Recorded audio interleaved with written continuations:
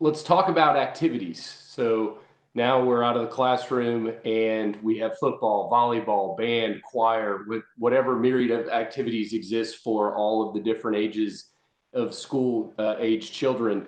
Dr. Jubelt, is there anything that we need to be thinking about differently in how we can keep our kids safe and still allow them to join in some of these activities?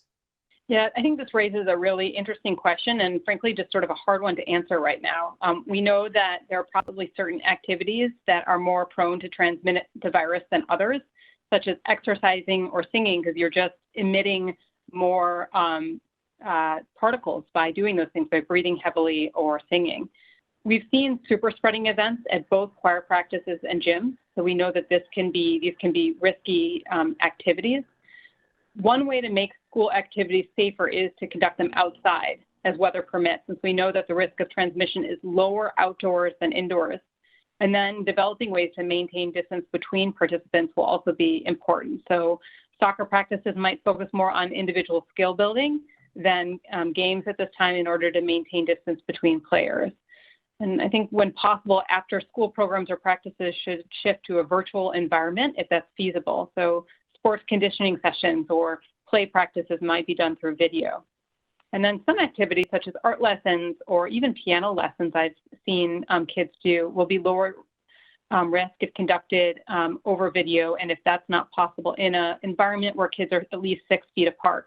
And in these activities, you're not, breathing as heavily, and so they may be safer, but you'll still need to practice hand hygiene and then proper cleaning of the supplies after use. And then I think last, just in general, continue to remind children that if you're not feeling well, you should stay home, wear masks whenever you can, maintain good physical distance, at least 6 feet, practice hand hygiene, and then if possible, bring your own equipment or supplies.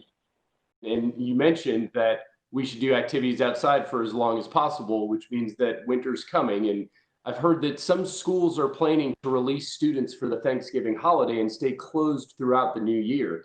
Can you give us insight as to exactly why they're thinking that way?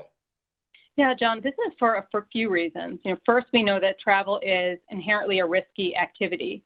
Holidays are a time when people typically travel to see family. So we're seeing a lot of colleges adopt this schedule because college students will be traveling home during the break and could be exposed either during their travel or while they're at home with family or friends.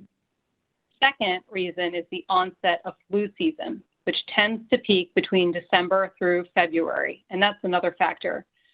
Distinguishing between the flu and COVID-19 is very challenging due to similarity of symptoms. And as a result, to avoid having to deal with that, many schools will be letting students out early.